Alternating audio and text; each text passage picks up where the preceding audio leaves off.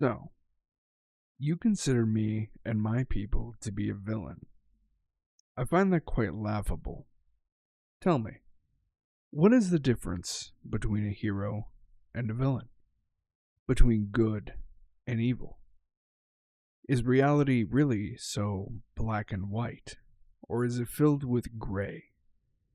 From where I sit, both kill people. Both ruin families. Both destroy worlds. So I ask you once more, what is the true definition of a hero or a villain when both are stained with blood? In today's episode, we're going to be talking about yet another one of the Cyratin calamities and perhaps one of the more important individuals within the Cyratin Empire. In today's episode, we're going to be talking about the Cyratin Imperial Prince, Cyratin Calamity, Alex Jackson. Now, Alex doesn't have a lot of background lore. That's not to say that he hasn't been around for a long time or that he hasn't been doing important things. In fact, Alex actually predates even the first Cyratin Empire. The reason why there's not much lore around him is largely due to his occupation. You see, Alex's mother and father is none other than the Cyratin Emperor, the legendary Jackson, as well as the Cyratin Empress, Molly Jackson. However, when the first Cyratin Empire was created, Alex was one of the first people to have joined. And he decided that he was going to join one of the most elite organizations the Cyratin Empire has ever seen. This being the Cyratin Empire's Red Wraith Black Ops. Now, I need to explain exactly how the Emperors have worked for the Cyratin Empire. During the first Cyratin Empire, it was originally founded by the legendary Jackson. However, due to multiple different events that happened within his own lore, he ended up having to leave the Empire after it collapsed for the first time. The second and third Cyratin Empire were controlled by the timeless duo Jackson, the direct successor to Legend. However, once again, the timeless duo Jackson ended up dying, and the fourth Cyratin Empire, one of the most powerful, was officially created by the Techno Jackson, and this continued all the way up to the 16th Cyratin Empire.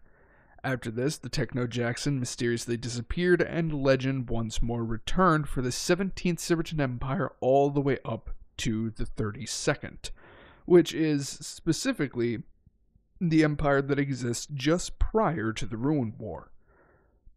After the Ruin War, obviously, we are then on the 33rd Cyratin Empire. However, getting back on topic, Alex was one of the first people to have ever joined the Cyratin Empire. Whilst he certainly wasn't a part of that original group of Cyratins from the Cyrus Project, he was nevertheless one of the first individuals to join the Cyratin Empire after it officially was founded.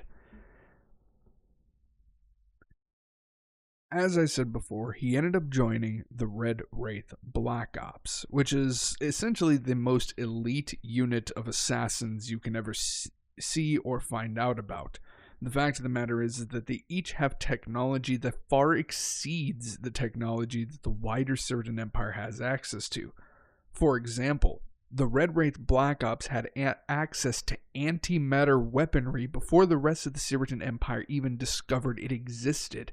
In fact, the Red Wraith Black Ops had antimatter weaponry a full 2 Cyratin Empires prior to the initial introduction of antimatter technology. Needless to say, some of the technology that they have access to is absolutely ridiculous, and Alex ended up serving for an insanely long time, all the way up until the 12th Cyratin Empire. Needless to say, when he's compared to any of the other calamities, even when compared to Duran, Raymond, and Mikaela, the 3 heavyweights of the calamities, each one capable of easily destroying entire planets with the click of their fingers, even all 3 of them combined can't come anywhere near Alex's kill count.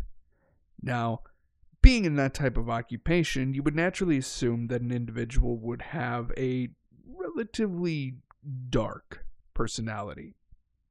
Somebody who is grim, dark, doesn't particularly get along with anyone else, and certainly doesn't value life in any sense of the word. Except Alex is the exact opposite. He is incredibly optimistic and essentially the very dictionary definition of a social butterfly. He is forever seen throughout the Cyratin Empire, constantly interacting with the civilians and trying to get a general idea of the mood and opinion of the wider Cyratin Empire. As his position as the Imperial Prince, he then will oftentimes attempt to push forward different plans or laws that coincide with the desires of the general population. That being said, Alex doesn't get a lot of opportunity to do this. In order to really get into the primary tasks that Alex has access to, we need to go over something very specific, this being the Holy Cyratin Church, the Cyratin Empire's primary religion, which is centered around their quite literal living god, Zach Jackson, or Legend. They venerate him as a god. That being said, this isn't like the Imperium of Man. It's not a required institution. You're capable of worshipping whatever you want. However, the majority of the Cyratin Empire does subscribe to the Holy Cyratin Church. The Holy Cyratin Church sees the Cyratin form as sacred and holy. This is largely due to the fact that Legend, unbeknownst to anybody, for a very long time was actually born Cyratin. Now, that may seem kind of confusing. He was born before the Cyrus Project ever took place, so how is he Cyratin? Well, that's kind of the thing with Legend. The more that we talk about him and the more that you guys get to understand him, the more you realize that he really is just an anomaly. There are things that he does that he outright shouldn't be able to do, seemingly with no rhyme or reason as to why he can do them. He existed before the very first Cyratins were ever a thing, yet his species designation was Cyratin. Now, let's be fair, he's not modern-day Cyratins. He's not a 7-foot-tall humanoid with slightly grayed skin, but nevertheless, he was a Cyratin. As a result, the Holy Cyratin Church venerates Legend above all else, and they actually have a single vial of Legend's blood, and it's considered one of the most sacred artifacts to the Cyratin Empire as a whole, regardless of whether or not you are a member of the Holy Cyratin Church. And this is largely due to the fact that this is quite literally the last remnants of their former emperor. I will give a little bit of a spoiler. At the end of the Ruin War, I have no idea how, but the Cyratin Empire managed to get their hands on Legend's corpse, which they immediately locked in stasis. So, whilst they do have his body, which is locked away somewhere that nobody can find, the only real connection that the wider Cyratin Empire has access to with their former emperor is this vial of blood. Now, for a very, very long time, the Cyratin Empire would oftentimes put it either on the Cyratin Crown World, the Cyratin Capital World, or on Ostengrad itself. However, after far too many uncomfortably close calls, the Cyratin Empire decided that it would probably be best to put this somewhere a bit more secure and less likely to be invaded. As a result, they found a truly monstrously sized realitorial anchor zone. Now, we've talked about these before. You can basically think of them as an area of reality that is simultaneously connected and disconnected from the rest of reality. If anything is to affect all of reality, such as reality quite literally being obliterated, anything that is within a realitorial anchor zone will be safe, because it is disconnected. As a result, the Cyratin Empire utilizes these as a way of preserving various different types of data as well as technologies and research in order for later Cyratin empires to eventually get to the point where they can conquer a realitorial anchor zone and then gain access to this technology, essentially giving their species a jump start. Well, there just so happens to be one such realitorial anchor zone. It's the largest one the Cyratin Empire has ever found, and they decided to put a massive Jupiter-sized orbital platform on it. It's literally out in the middle of space. There is no celestial bodies anywhere near this. How the Cyratin Empire even found this place is completely and utterly unknown, but it's cataclysmically massive. Wrong words to use, whatever. It's enormous. Like I said, it's like the size of Jupiter. And as a result, they made an orbital platform there, and at the very center of it all, in a chamber that is locked behind so much armor, is the vial of blood. It's there. And the Cyratin Empire will oftentimes send out mass pilgrimages to this location to literally venerate this, essentially, vial of blood, as bizarre as that sounds. As a result of this, the Holy Cyratin Church and the wider Cyratin Empire as a whole considers Cyratin blood to be incredibly sacred, and it's not too uncommon after wars and battles for Holy Cyratin Church priests to come onto the battlefield and attempt to collect as much Cyratin blood as possible, so long as it isn't tainted, simply because it's about the closest thing they have that the Cyratin Empire largely knows about to their literal living god, and as a result, their own blood is considered to be sacred and holy as a result. And to taint it in any way, shape, or form is considered to be essentially like apostasy. It's unthinkable for the majority of worshippers, and anybody who does it is usually excommunicated from the Holy Cyratin Church. Sometimes, depending on who's around, it can even result in summary execution on the spot as a result, if you are directly responsible for tainting any Cyratin blood. Now, it should be noted that this only applies to pure Cyratin blood, and not half-breeds, which do exist. So, back to this orbital platform. Its defensive capabilities are nearly on par, if not surpassing, the absolute insanity that is Austengrad. We've talked about that multiple times. Well, not multiple times, but we had an episode on it. Austengrad's defenses are absolutely ridiculous, and this orbital platform is nearly on par with that. Now, in the next episode, we'll be going over the Cyratin Royal Vanguard and exactly who these guys are. But suffice to say, they're some of the most elite soldiers the Cyratin Empire has at their disposal, and there are a couple of them on this orbital platform. Not only this, but it has entire legions of Cyratin war machines, multiple full-strength, well over hundreds of thousands Cyratin Marine divisions, multiple of these divisions. It's one of the most heavily fortified locations, and in fact, its quote-unquote planetary defense fleet far exceeds even that of Austengrad's, being the largest defense fleet in all of the Cyratin Empire, which is considered to be a splinter of one of the 5 branches of the Holy Armada. It is absolutely massive. We're talking about tens of thousands of vessels, maybe even hundreds of thousands of vessels, if not significantly more.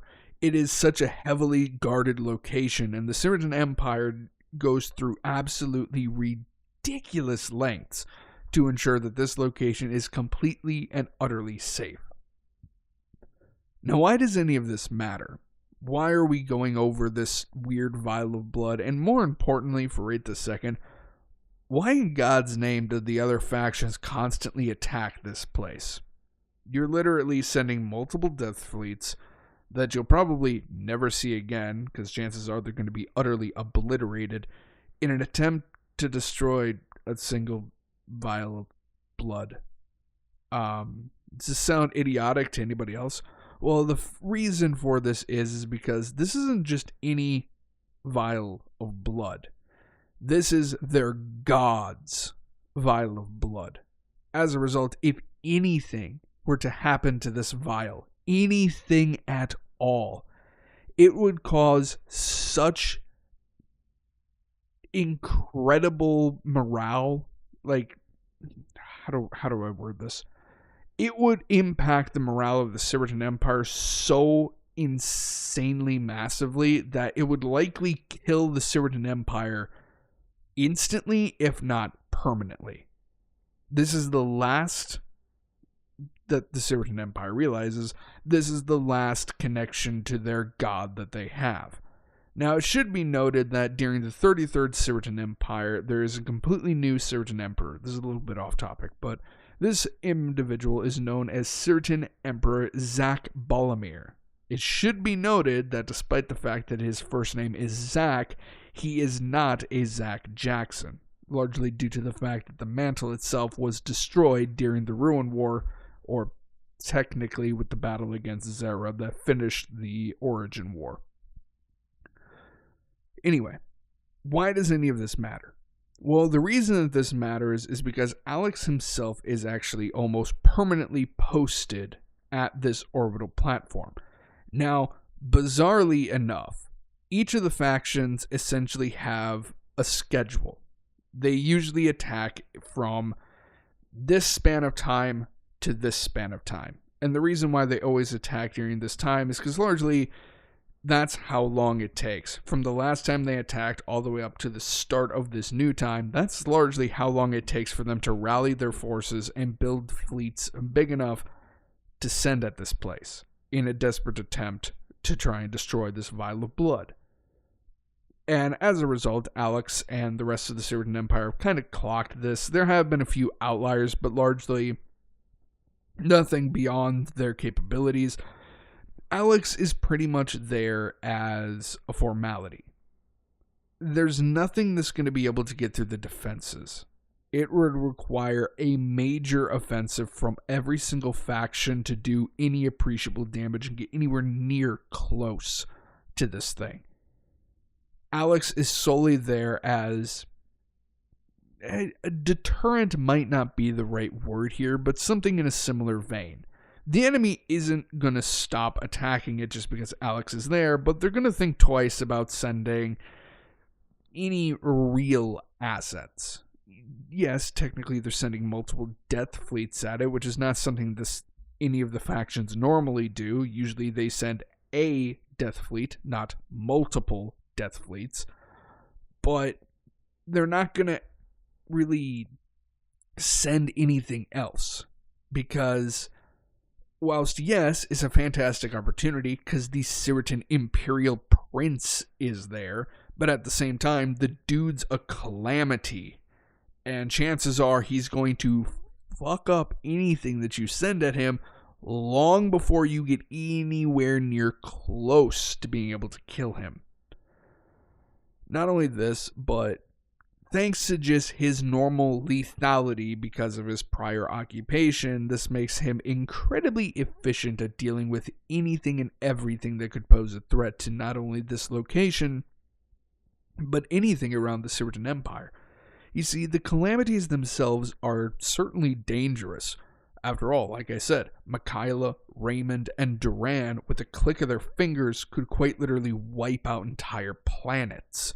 And that's just something that they can do, but I wouldn't consider them on the same level of lethal as Alex. To steal a saying, specifically from Halo, Alex and the rest of the Red Wraith Black Ops members are hyper-lethal.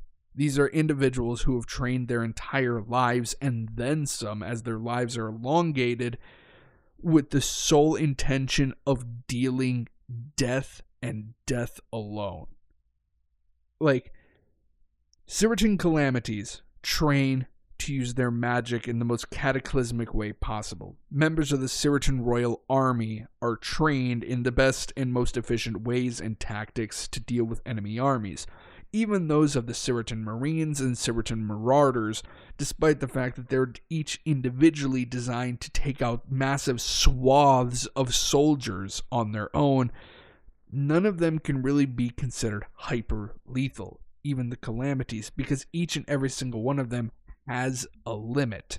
You know, the calamities, by and large, are wrecking balls or meteors.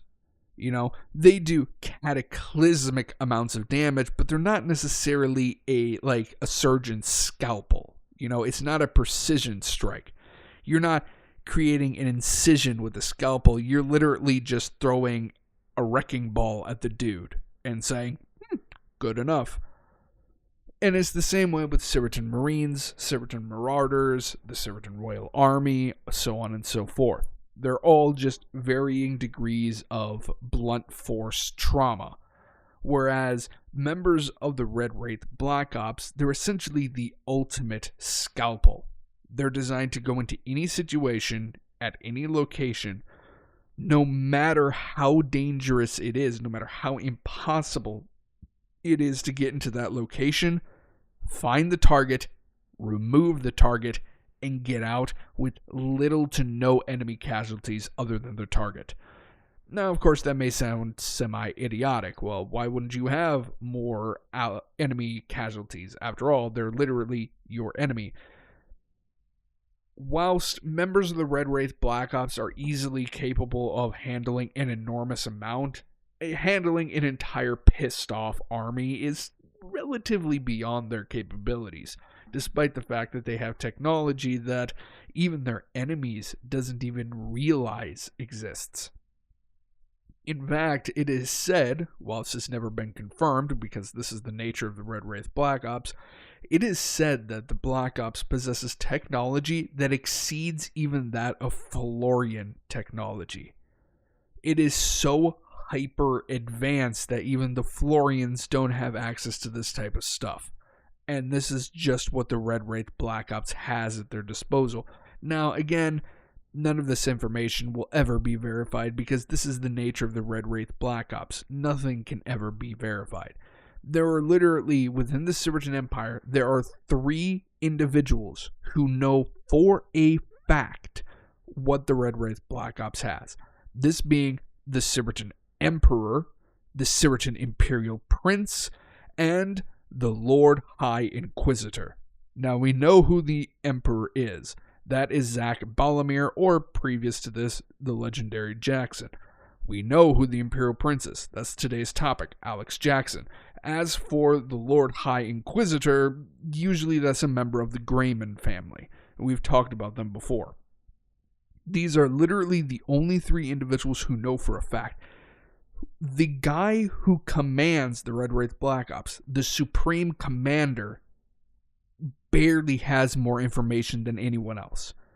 It's essentially, you have this hyper elite task force that can assassinate anybody you want, no matter how out of reach you think they are, utilizing equipment that you have no concept of what it is, what it's capable of, or what it even looks like, if it even exists. You're literally telling this group that you know can reach any target, no matter how impossible it may be. Deal with this target. I know nothing about you. I know that you're loyal. I don't know how you're going to do this. I don't know what equipment you're using. I don't even know how many of you there are. But I need this specific individual taken out of the equation. And they go away. And a while later, that target is gone. One of the important things about the Red Wraith Black Ops is that nobody knows who they are. These are individuals who, when they're inducted into the Red Wraith Black Ops, their former identity, they essentially fake their own deaths.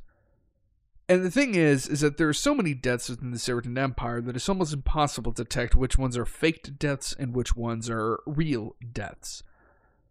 And when a person enters the Red Wraith Black Ops, they fake their own death and they abandon their name. They are quite literally ghosts that deal in death and death alone. None of them have a home. None of them have a name. None of them have any purpose other than whatever mission they're given as a member of the Red Wraith Black Ops.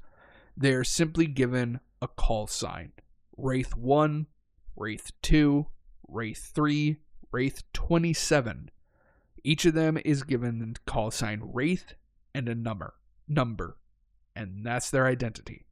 They're ghosts and ghosts alone. As a result, it's rather startling that we do have the name of one of the operatives of the Red Wraith Black Ops. This being, as I said quite a while ago, Alex Jackson. And this is one of the reasons why we really don't know anything about his backstory, because he served such an incredibly long time within the Red Wraith Black Ops. He served in there for 12 Cyratin empires. And I get the idea that people don't really understand just how much time that is. How long does one Cyratin empire last? Well, we have the shortest one, which was a couple trillion years before it finally collapsed. That would have been... which one was that? I think it was the 7th Cyratin Empire. I could be wrong, but I think it was the 7th was the shortest one. Regardless, let's give it an average. Honestly, I don't know. I can't just throw out a random number there. Because typically, the Cyratin Empire starts to exist near the beginning of reality, not long after humanity hits the space age and they start experimenting with genetic engineering on a level far beyond what CRISPR is capable of. It's at that specific point, so let's say maybe 2150, 2250, maybe somewhere in there, I don't know. Regardless, significantly later than what the current real world is. That's when Cyratin empires always start.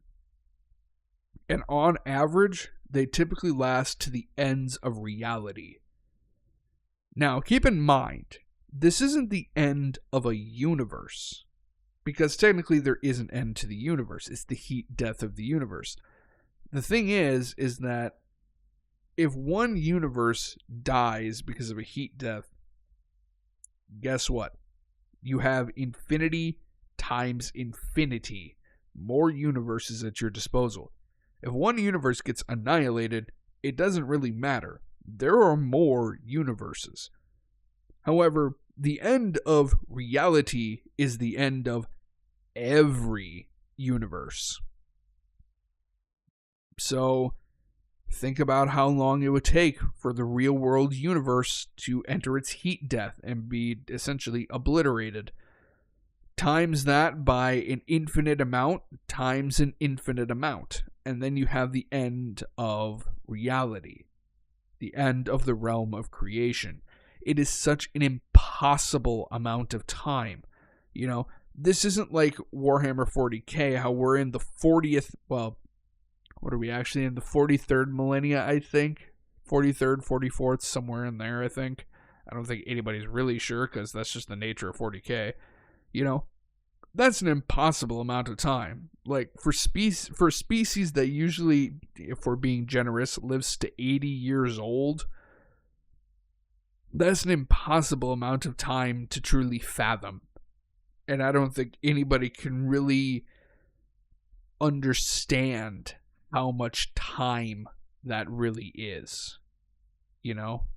And then you take that and you take it to the next level, which is the end of the universe. And then you take that to the next level, which is an infinite universes times an infinite amount of universes. Now, why do I specifically say that? Infinite times infinite. Because you can't go beyond infinite, theoretically. That's because there is an infinite number of universes that exists within a single multiverse. And within the realm of creation, there are an infinite number of multiverses. Infinite times infinite. But anyway, it's such an impossible amount of time. Like, these 6 major factions are the species that persist. All of the minor factions, especially actual factions, not minor races, but the minor factions, they come and go, constantly blinking in and out, because they just don't have Maybe it's the resources. Maybe it's the military. Maybe it's just something as simple as them slowly dying away until they just blink out into nothingness, into extinction. There are any number of reasons why minor factions don't persist for as long as the major ones. The major ones are the species that are typically too damn stubborn to really die. And a major faction isn't a major faction because it has an impossible population, which each of them does. A major faction is a major faction because it persists. Time and time again, the eons upon eons upon eons that pass, and the faction persists. This is why the Florians are considered a primary faction, despite the fact that they typically have a population anywhere between 150 and 300. That's how small of a population they are. They have a population of a small town. That's their entire species. But they are insanely dangerous for any faction to fight, and they persist. And that's why they're a major faction. And I just realized I got so far off topic. I forget the real reason why I was already talking about this. We were talking about the actual span of time. Oh, right. So, we take everything that I just said, and you can get just an ever so subtle inkling of just how long a Cyratin Empire exists for. And then you have Alex, who was a member of the Red Wraith Black Ops for 12 Cyratin Empires. It is such an unfathomably massive amount of time. Because the fact of the matter is that most of the Cyratin calamities and the old school 10 great natural disasters, a lot of them came around the 25th to 27th Cyratin Empire. There are some older ones. There is Mikhaila, who, if I remember correctly, was the 4th. I could be wrong. I don't remember the exact one for that. Mikhaila is a really old one. Duran is a really old one. Molly, obviously, because Molly existed long before the first Cyratin Empire, because she's the mother of Alex. But these characters, they're impossibly ancient. And even then, Mikhaila and Duran, Mikhaila didn't join the Cyratin Empire and didn't become one of the 10 natural disasters until I want to say the 23rd Empire. Duran was not far before. Duran was maybe 1 or 2 Cyratin Empires before Mikhaila.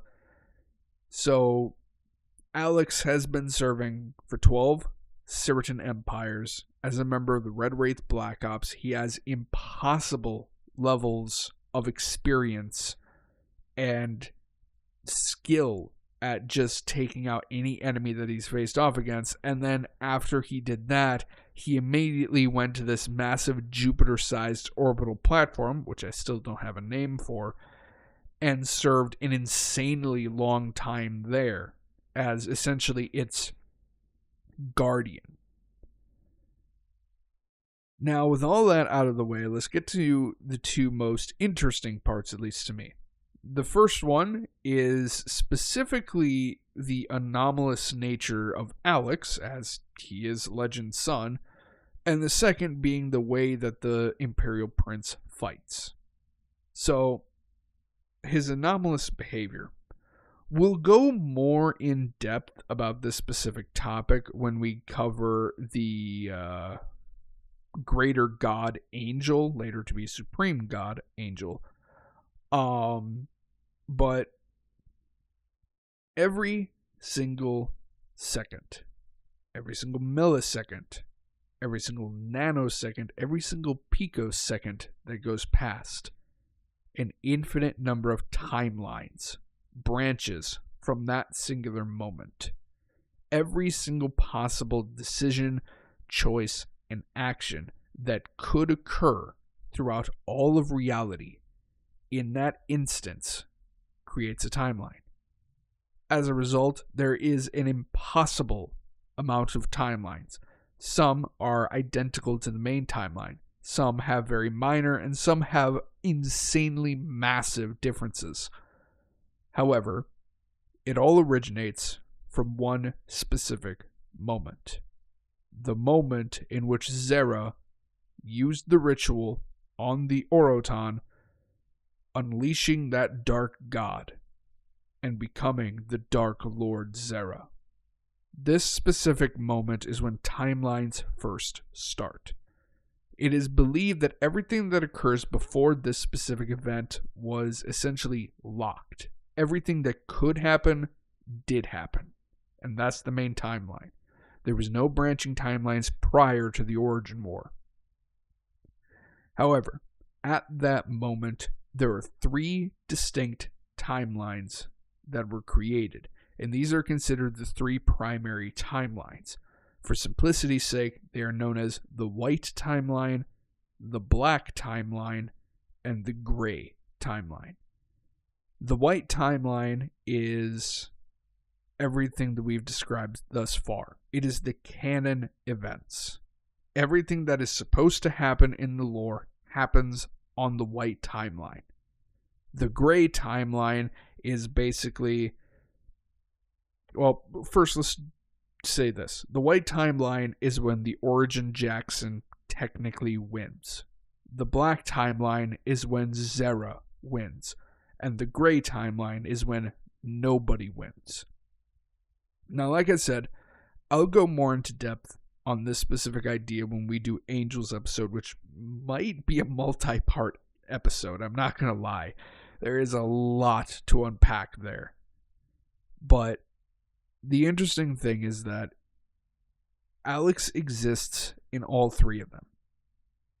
When it comes to each of the characters, there's usually minor or major differences. They're never identical across all 3 timelines. But for whatever reason, Alex is. For example, in the gray and black timeline, Legend never meets Molly. Molly never bears a child in those 2 timelines, in the gray and black timeline. Yet somehow, Alex exists. Somehow, Alex is the Imperial Prince of the Cyratin Empire. Somehow, he is a greater god, which is an important thing to know. Alex is a god. He is a greater god, but most interestingly of all is that he doesn't have an aspect. He's not in charge of something. He is simply just a god. He just exists. All other gods, they have something that they're in charge of, something that they have to monitor and ensure that it's always working the way that it's supposed to, such as the god of mankind. Their job is to ensure that humanity continues to exist. No matter what goes down, he has to make sure at least 2 humans are alive, 1 male and 1 female. As long as that is happening, he's doing his job. It doesn't matter what happens to humanity as long as they persist. Legend had a lot of aspects. Legend was the god of the Cyratin race. He is the deity of balance, and he is the supreme god of creation. Now, the former 2, they don't really matter so much anymore, but the latter one, him being the supreme god of creation, that one is the important one. That's what he actually is. Alex doesn't have an aspect. He's not in charge of anything. He simply just exists. And as a result, he's taken it upon himself to do pretty much whatever he believes is right. But the fact of the matter is that Molly, Duran, Mikaela, Legend, Zera, the Origin Jackson, Raymond, Marcus Bain, James Beckett, all of them are different in each of the 3 timelines. These can be minor or they can be major, but they're all different. The white timeline is considered to be the correct timeline. It's considered to be mainstream reality, the way that things are supposed to be. But they're not the same as they are in the gray timeline or in the black timeline. The only exception to this is Alex. For whatever reason, he is the exact same in all 3. and he has the same capabilities. He has the same power. He has the same calamity level capabilities as he does in the White timeline. Now, what are these calamity capabilities? The calamities that we've covered so far, these being, to my knowledge, Duran, Raymond, and Mikaela, are all magic users. They all use incredibly potent and grandiose magics to obliterate entire enemy factions with the click of their fingers, wiping out millions of soldiers in a second. And that's lowballing the hell out of their kill counts. But Alex doesn't do this. You see, an important thing to realize about Legend and Molly is that Legend is a very dictionary definition god. He uses his physical might as well as his divine capabilities in combat. Whilst he can use magic, he hates the idea of magic and doesn't use it. Molly, on the other hand, has no divine capabilities, has very weak physical capabilities, but she is ungodly powerful when it comes to magic, and she very much loves using it. As for both of their sons, these being Alex and Yandril Jackson, both of them hate magic. It's a little weird. Yandril largely took after their father. He has a lot of divine capabilities and he has a lot of physical might. Whereas Alex, still having physical might, nowhere near as much as his younger brother Yandril, he is incredibly gifted with magic, but absolutely refuses to use it. With the exception of a single spell.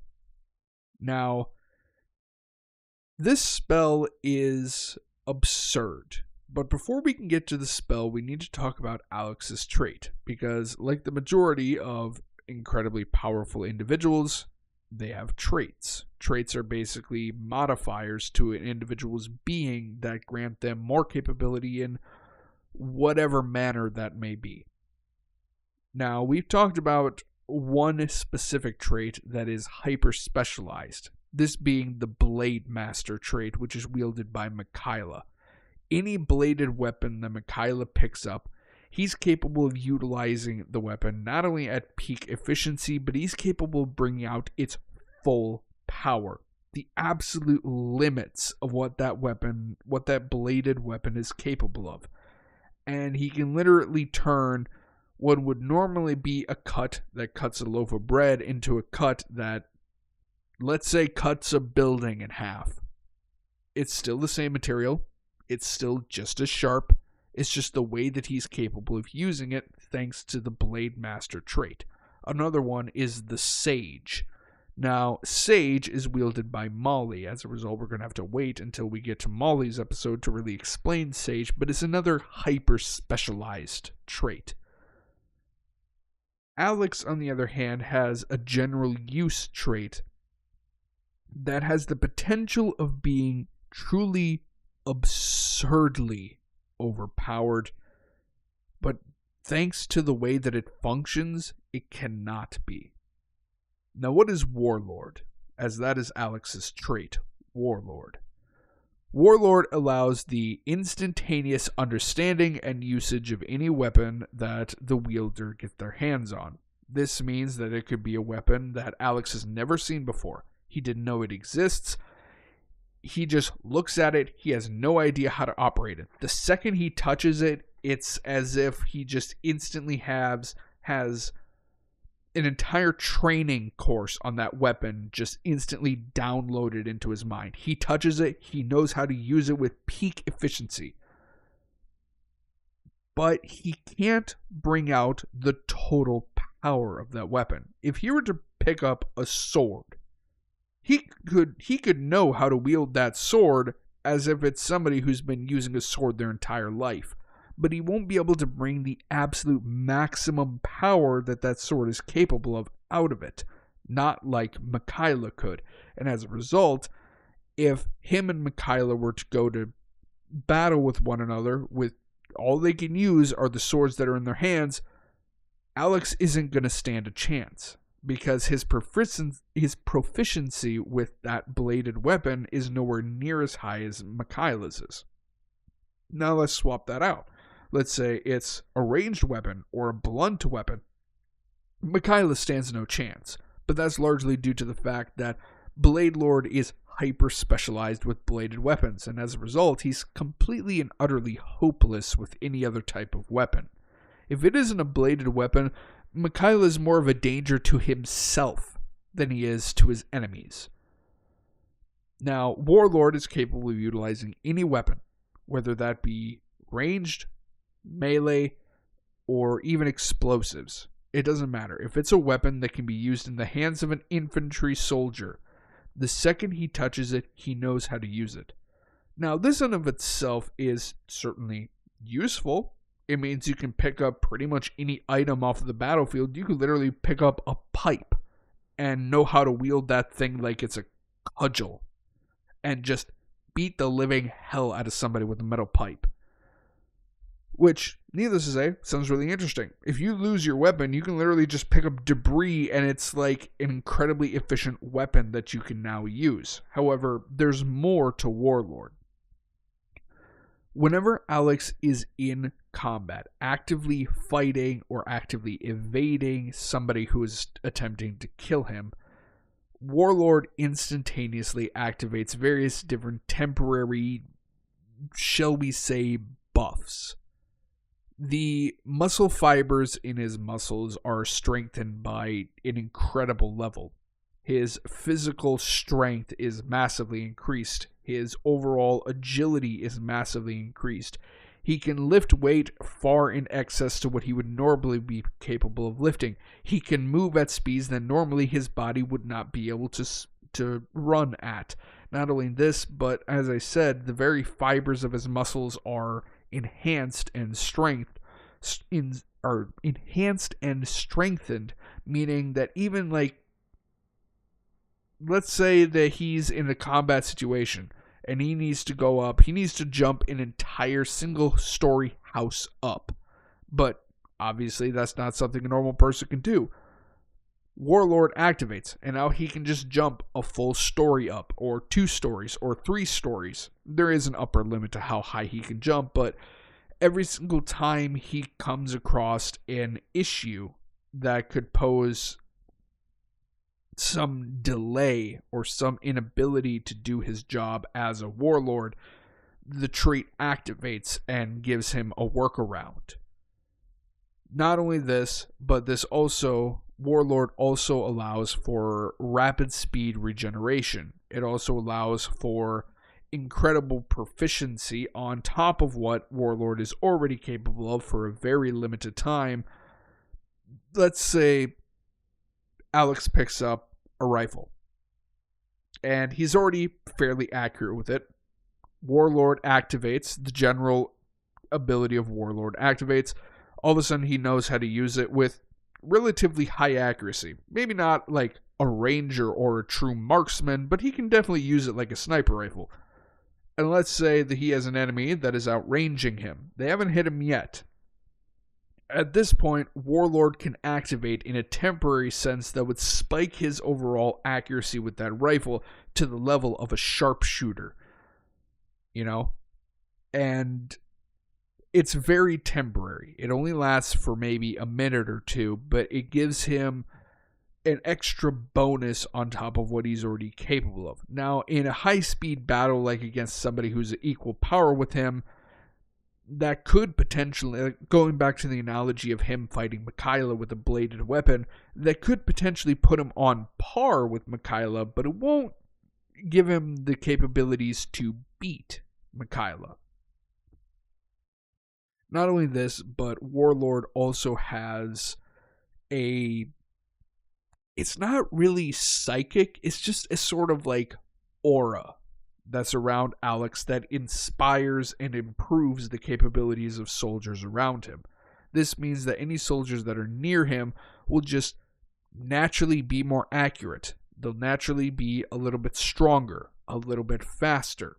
Not nearly on the same level as Alex being buffed, quote unquote, by Warlord, but it increases in a very general sense. It is a trait that is designed to quite literally turn you into a warlord on the battlefield. Any weapon that you come across, you can instantly use. You can temporarily boost your own capabilities to fit any situation that you're currently fighting in.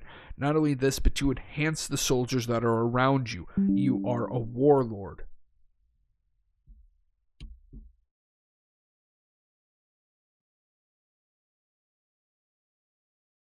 Anyway, so with that being said, let's go into the singular spell that Alex has access to.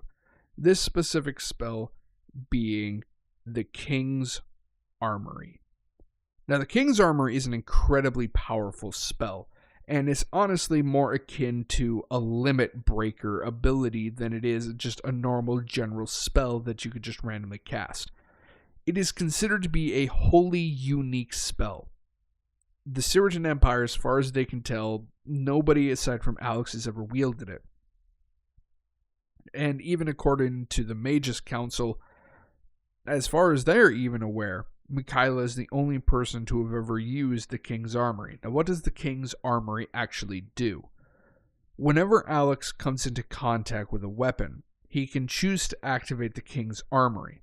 At which point, when he activates it, it perfectly duplicates the weapon that is in his hands and allows him to utilize it at any time. He can summon it from the armory itself. Now, the King's Armory itself is essentially a set of shelves that are stacked on top of each other, and they come in from the right side of his body, and they go behind him, loop around in a big U, and then fire off to the left side, off into the distance.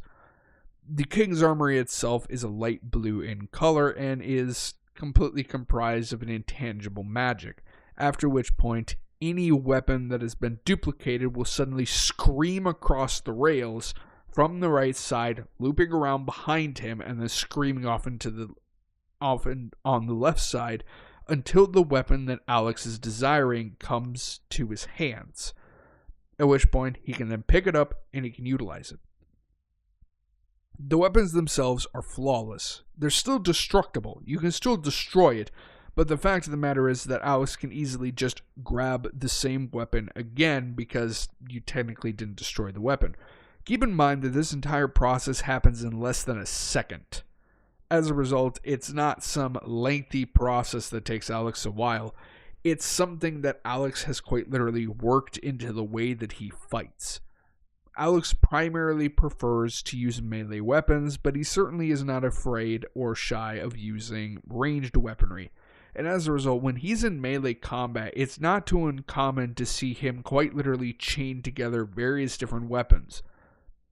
Let's say he's charging at you with a sword, and he cuts somebody down. Suddenly, he has a glaive in his hands, and he sweeps it across sideways and just cuts a couple of dudes in half.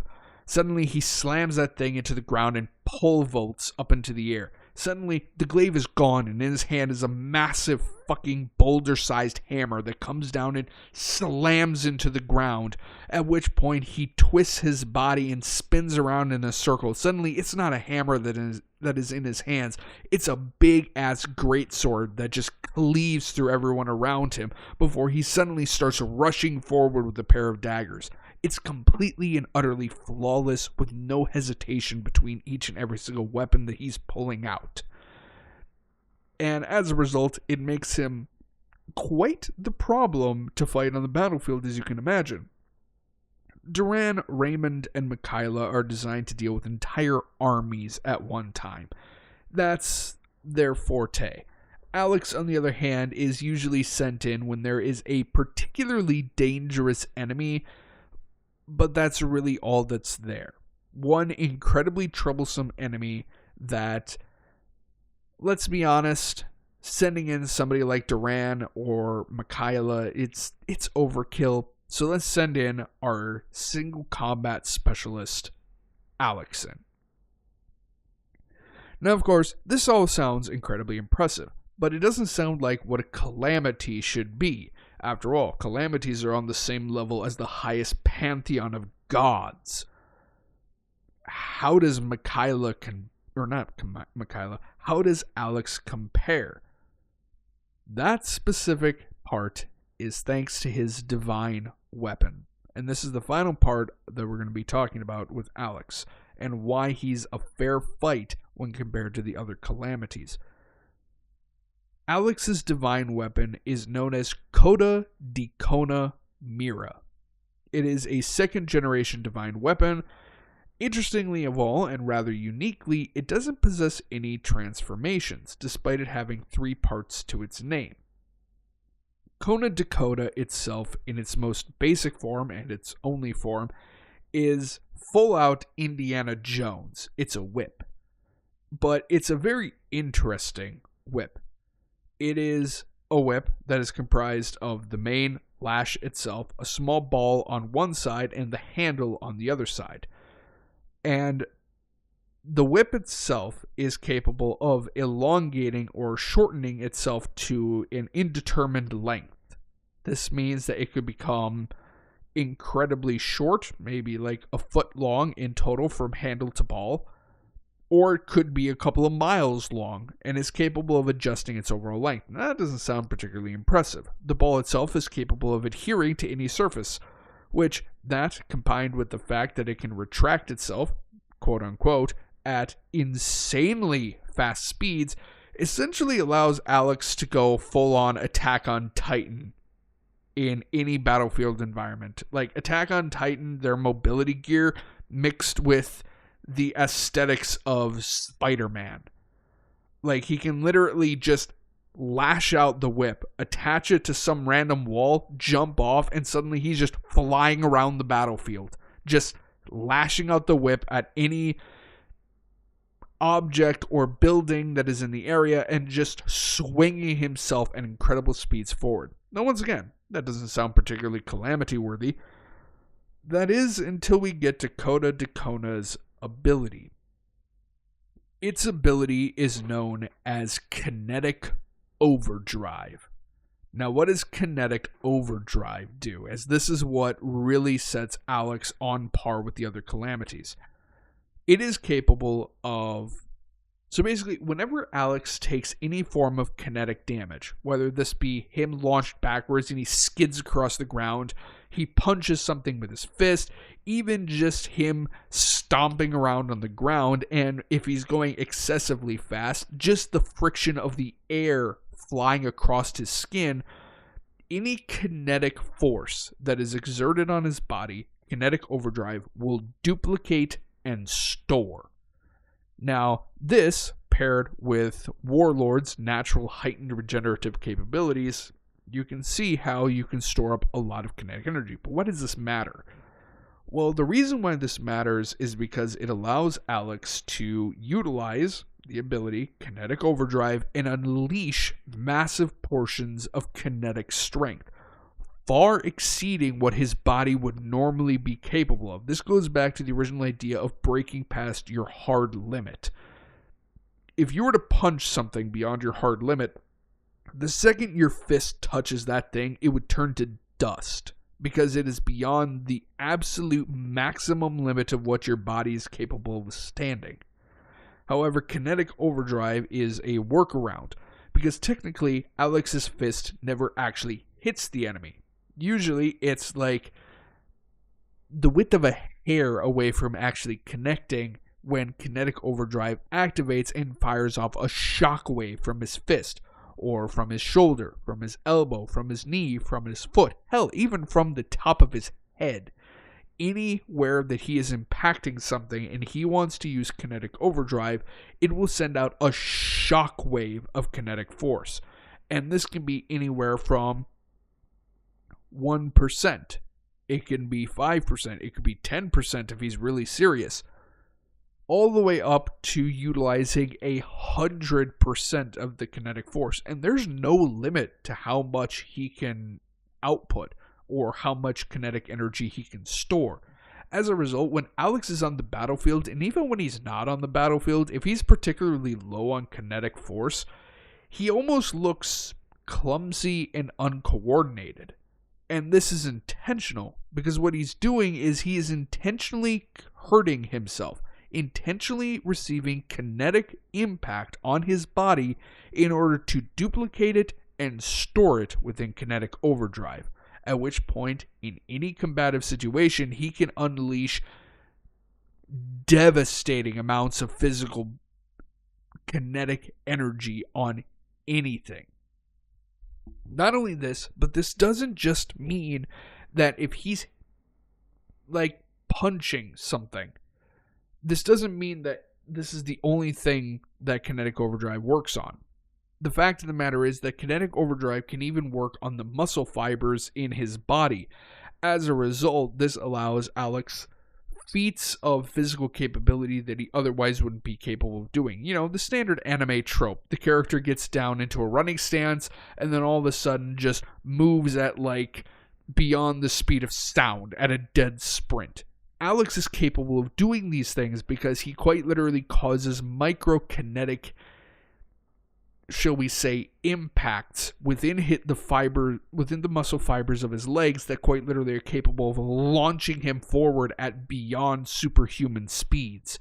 This allows him to quite literally launch himself at multiple Mach speeds, lash out the whip, which then increases his speed even further because he's retracting it the entire time, essentially making him go multiple tens of times the speed of sound. And then at that point, when he actually gets close to his enemy, he can then send out his fist and deliver kinetic overdrive, at which point, let's say it's 50%, there is almost nothing that is standing in the way. You put a giant boulder in there, it's turning into dust. You put even something like 1/8 corrodium armor plate, that thing is getting punched through. It won't turn it to dust because corrodium is hard stuff, but he will penetrate through that armor. And as a result, this allows him incredible physical capabilities. Now, you combine that with the already exceptional capabilities of the Warlord trait, mix that with virtually any weapon you can imagine from the King's Armory, and you can see how he's capable of holding his own against the other calamities. If he goes sword to sword with Mikaela without utilizing any of his capabilities, Mikaela's going to absolutely body him. But the fact of the matter is, if Mikaela is using kinetic overdrive, he's using Coda Dacona, he is utilizing some random bladed weapon from the King's Armory, and he's utilizing the gifts of Warlord, he can easily hold his own against Mikaela in a one-on-one fight with a sword. Now, going back to the King's Armory, there's a very important detail I forgot to mention, and that's specifically the limitations of duplicating weapons. It can duplicate an infinite number of weapons, but you're probably thinking the same thing that I'm about to talk about. If it can duplicate any weapon, what about divine weapons? Can it duplicate a divine weapon? The answer is yes, but it depends on the generation. We're going to start with the weakest, 4th generation divine weapons. They usually don't have transformations, usually they don't have any particularly fancy capabilities or even abilities at all. They're usually just weapons, tools, or pieces of armor that you can literally just manifest in your hand or manifest on your body. Something as simple as that, the King's Armory can perfectly duplicate, and it can duplicate the abilities of them. Now let's go into a 3rd generation divine weapon. They're stronger, they might have a transformation if you're lucky, and they usually have some form of supernatural ability or divine ability that they're capable of doing. Kind of hit or miss. The majority of the time it'll perfectly duplicate it, but depending on how powerful the ability is, it may not be able to perfectly replicate the ability that this divine weapon can utilize.